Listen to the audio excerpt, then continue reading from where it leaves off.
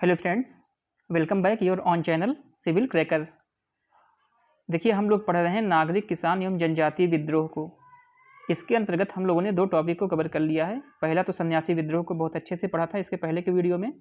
इसके बाद पागलपंथी विद्रोह को भी हम लोग पढ़ चुके हैं। जो हमारा आज का टॉपिक है वो है भील विद्रोह और दूसरा कोल विद्रोह। इन दोनों को हम लोग एक साथ पढ़ेंगे, काफ़ी बेहतर ढंग से पढ़ेंगे। तो देखिए, हम लोग वीडियो को स्टार्ट करते हैं। सबसे पहली चीज़ तो यही होती है कि भील लोग या भील विद्रोह हुआ कहाँ पे था। तो देखिए, जहाँ पे भील लोग होंगे, जहाँ पे भीलों की संख्या मैक्सिमम होगी, वहीं पे यह विद्रोह होगा। तो भाई, इनकी मैक्सिमम संख्या कहाँ पे थी? देखिए, महाराष्ट्र एवं राजस्थान। अच्छा, इसको खानदेश भी बोलते थे। तो देखिए, यहाँ से इसको देख लेंगे थोड़ा सा।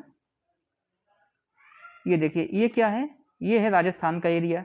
इधर आपका गुजरात हो गया, और ये जो है महाराष्ट्र का एरिया इधर हो गया। तो जो ये एरिया है, इसको क्या बोलते थे? खानदेश बोलते थे। और यहीं पर क्या थे? भील बहुत ज़्यादा रहते थे। अब हम यह देखेंगे कि इसका नेतृत्व किसने किया था, भील विद्रोह का। तो देखिए, नेतृत्व 1822 में किसने किया था? हिरिया ने किया था। और 1825 में सेवरम ने किया था। तो देखिए, एक चीज़ और देख लीजिए कि यह विद्रोह 1818 से 1848 के बीच में हुआ था। इसका मतलब यह है कि यह विद्रोह जो है पर डे नहीं होता था, लगातार नहीं होता था। एक बार विद्रोह हो गया, कुछ गैप हुआ, फिर विद्रोह हुआ, फिर कुछ गैप हुआ, फिर विद्रोह हुआ। अच्छा, ये विद्रोह कब होता था? देखिए, एक बार विद्रोह हुआ तो जो नेता इनका होता था उसको पकड़ लिया गया। फिर आगे चल के कोई दूसरा नेता होता था, इसको पकड़ा गया। फिर कुछ दिन के बाद कोई और नेता हो गया, इसको पकड़ा गया। तो अगर हम कुछ इंपॉर्टेंट जो लीडर थे इनके, उनकी बात करें तो 1822 में हिरिया ने नेतृत्व किया था, और 1825 में सेवरम ने। देखिए, ये दोनों नाम काफ़ी ज़्यादा इंपॉर्टेंट हैं। अब एक क्वेश्चन और आता है कि आखिर भाई ये विद्रोह हुआ क्यों था? भील विद्रोह होने के क्या कारण थे? तो देखिए, जो भील लोग रहते थे ये आदिवासी थे, जनजाति थे।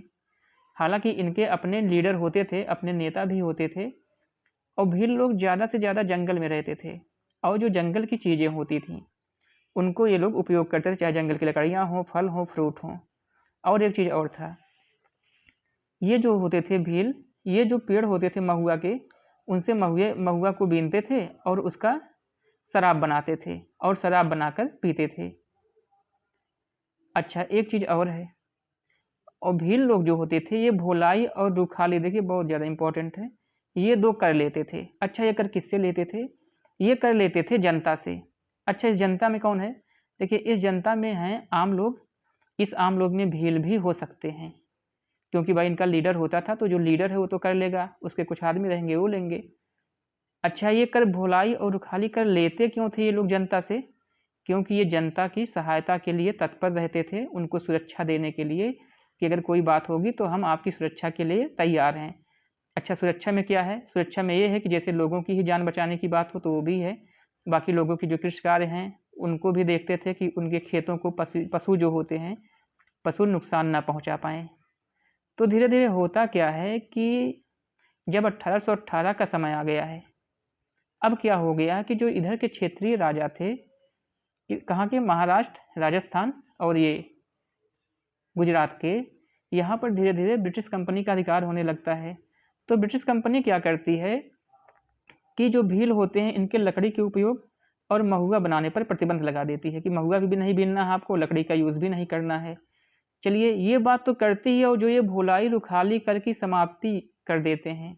मतलब जो कर भील जो है लोगों से एकत्र करते थे, उस कर को ब्रिटिश समाप्त कर देते हैं। और इस कर को समाप्त करते ही हैं, और भील के ऊपर अलग से टैक्स लगा देते हैं। तो अब क्या हो गया? अब जो भील कर लेते थे वो कर तो उनको मिल नहीं रहा, ये तो समाप्ति हो गया है, बल्कि इनके ऊपर कर लगा भी दिया गया है। इसका मतलब पहले भील कर लेते थे, अब भील को कर देना पड़ेगा। तो देखिए, भीलों के साथ क्या हो रहा है अब। अच्छा, एक चीज़ और है, फिर भील क्या किए? धीरे धीरे भील ने कृषि कार्य स्टार्ट कर दिया, क्योंकि भाई कंपनी चाहती थी कि लोग ज़्यादा से ज़्यादा खेती करें और ज़्यादा से ज़्यादा प्रॉफिट हो, राजस्व हो। तो भीलों ने धीरे धीरे खेती करना स्टार्ट भी कर दिया भाई। इसके बाद क्या होता था कि भील खेती करते थे, और जब भी कोई अच्छी फसल उगानी होती थी तो भील क्या करते थे, ये जाते थे साहूकार से कर्ज लेने के लिए। साहूकार इनको कर्ज देता था और इस पर इंटरेस्ट ज़्यादा लेता था। धीरे धीरे क्या हुआ कि ये जो भील होते हैं इनके ऊपर टैक्स का भार बहुत ज़्यादा बढ़ गया, और जब टैक्स का भार इनके ऊपर बढ़ गया तो जो साहूकार थे वे, उनको तो भाई पैसे चाहिए अपने, क्योंकि उन्होंने पैसे दिए थे। तो वे क्या करने लगे, इनके पास पैसे थे नहीं भील के पास, तो इनकी ज़मीनें साहूकार छीनने लगे। अच्छा देखिए, अब इतनी सारी चीज़ें हो गई, क्या क्या हो गई भाई, आपने लकड़ी बीनने पर भी प्रतिबंध लगा दिया, महुआ बीनने पर भी प्रतिबंध लगा दिया, मतलब जंगल की चीज़ों का अब हम उपयोग नहीं कर सकते हैं, जो कि हम जंगल में ही रहते थे। भुलाई और रुखाली कर की समाप्ति कर दी, यही हमारे जीविका का कहीं न कहीं आधार भी था। कुछ पैसे मिल जाते थे, इनकी जीविका चलती थी। और फिर अब जो साहूकार हैं वे भी इनका शोषण कर रहे हैं। तो अब इतनी सारी चीज़ों से को देख के क्या लग रहा है, अब यह लग रहा है कि देखिए एक विद्रोह बहुत ही ज़्यादा इम्पॉर्टेंट हो जा रहा है। तो इस तरह होता है भील विद्रोह। धीरे धीरे क्या करती है ब्रिटिश कंपनी, इस विद्रोह को दबा देती है। हालांकि ये विद्रोह छुट-पुट ढंग से कभी फिर उत्पन्न होता है, फिर समाप्त किया जाता है, फिर उत्पन्न होता है, फिर समाप्त किया जाता है। तो इसमें ध्यान रखने वाली चीज़ ये है कि भील का संबंध कहाँ से है, खानदेश से ज़्यादा इम्पोर्टेंट है, महाराष्ट्र एवं राजस्थान, गुजरात। इसका नेतृत्व किसने किया था, 1822 में हिरिया ने किया था, 1825 में सेवरम ने किया था। अच्छा, अब भोलाई रुखाली कर की संबंध किससे है, भील से है। तो देखिए ये 3-4 क्वेश्चन जो हैं ये बहुत ज़्यादा इंपॉर्टेंट हैं, इनको ध्यान में रखिएगा। बाकी अब हम लोग आगे बढ़ते हैं कोल विद्रोह को। तो सबसे पहले चीज़ यह जानते हैं कि ये कोल कौन थे। तो देखिए कोल कौन थे, कोल एक जनजाति थे, आदिवासी थे। ये कहाँ रहते थे, ये छोटा नागपुर के क्षेत्र में रहते थे।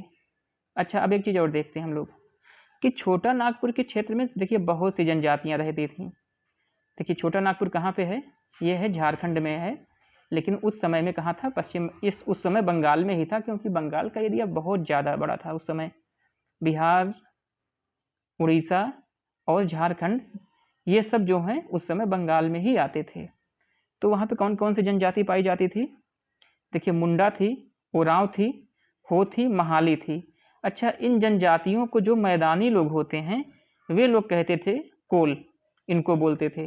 तो कोल में बहुत सारी जनजातियाँ आ जाती हैं।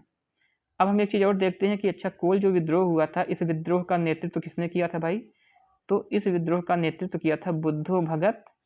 पहले बुद्धो भगत ने किया और बाद में गंगा नारायण ने किया था। अच्छा, कोल विद्रोह कब हुआ था, 1831 से 1832। देखिए यह टाइम पीरियड बहुत ही ज़्यादा इम्पोर्टेंट है।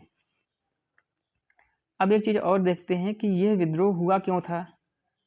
तो देखिए इस विद्रोह के होने के भी वही सारे कारण थे कि ब्रिटिश सरकार द्वारा चावल की नशीली शराब पर उत्पादन शुल्क लगाना।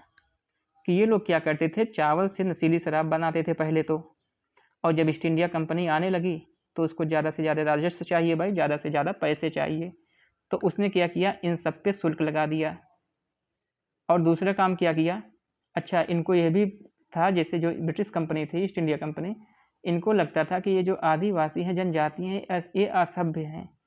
तो ये लोग क्या करने लगे कि इनके ऊपर टैक्स तो लगाते ही थे, फिर ये लोग टैक्स दे नहीं पाते थे उतना ज़्यादा, इनकी ज़मीनें फिर ले जाने लगीं, और इनकी ज़मीनों को छीन कर किसको दिया जाने लगा, मुस्लिम कृषक एवं सिखों को। क्योंकि इनको लगता था, ईस्ट इंडिया कंपनी को लगता था कि जो मुस्लिम कृषक हैं और सिख हैं, ये कृषि कार्य को बहुत ही अच्छे ढंग से कर सकते हैं। तो अब क्या हुआ, अब भाई जब कोलों की ज़मीन छीन के इन लोगों को दी जाने लगी, तो कोलों के पास कौन सी समस्या उत्पन्न हो जाएगी, भुखमरी की समस्या उत्पन्न हो जाएगी।